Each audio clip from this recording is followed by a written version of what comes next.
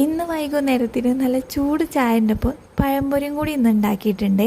എന്നും എണ്ണക്കടി ഉണ്ടാക്കുന്ന പതിവൊന്നുമില്ല, ഇടയ്ക്കൊക്കെ ഉണ്ടാക്കും കേട്ടോ.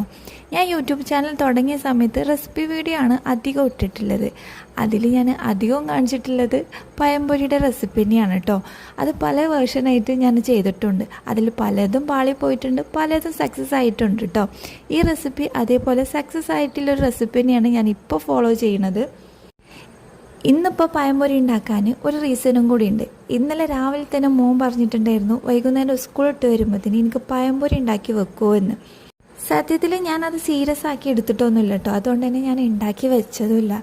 പക്ഷെ അവൻ സ്കൂളിട്ട് വന്ന പാടെ തന്നെ ചോദിച്ചത് ഉണ്ടാക്കിയോ എന്നാണ് കേട്ടോ. ഞാനത് ഉണ്ടാക്കാൻ മറന്നുപോയി എന്നും പറഞ്ഞ് അന്നത്തെ ദിവസം അങ്ങനെ തള്ളിപ്പോയി. പക്ഷെ ആശാൻ ഇന്ന് രാവിലെ തന്നെ പോയപ്പോൾ തന്നെ പറഞ്ഞിട്ടുണ്ട്, ഇന്ന് മറക്കരുത് ഉമ്മച്ചിയെ, എനിക്കിന്ന് വൈകുന്നേരത്തിന് പഴംപൊരി ഉണ്ടാക്കി തരണം കേട്ടോ എന്ന്. ഞാനതിന് മറുപടിയൊന്നും കൊടുക്കാതെ നിന്നപ്പോൾ ഓൻ ഒറ്റൊരു ഡയലോഗ്, ഇമ്മച്ചി പറയണൊക്കെ ഞാൻ കേൾക്കുന്നുണ്ട്, ഞാൻ പറയണ ഒന്നും ഉമ്മച്ചി കേൾക്കൂലല്ലോ എന്ന്. അതിൽ പിന്നെ ഞാൻ വീണു. പിന്നെ ഒന്നും നോക്കിയില്ല. അവൻ സ്കൂളിട്ട് വരാൻ നേരമായപ്പോഴത്തേന് ഞാൻ പഴംപൊരി ഉണ്ടാക്കൽ തുടങ്ങി കേട്ടോ. അവൻ്റെ കൊതി കൊണ്ടാണോ ഇഷ്ടം കൊണ്ടാണോ എന്നറിയില്ല കേട്ടോ. ഇപ്രാവശ്യം ഉണ്ടാക്കിയ പഴംപൊരി നല്ല പോലെ സക്സസ് ആയി കിട്ടിയിട്ടുണ്ട് കേട്ടോ. ഒരു ഫ്ലോപ്പും പറയാനില്ല.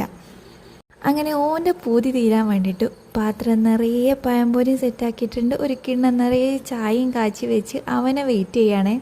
രതീഷ്, ഞാൻ വിളിക്കുന്നത് ഇങ്ങനെ രതീഷ്, ഒരാഴ്ചയല്ലേ ചില്ലും കൂട്ടി കിടന്നു.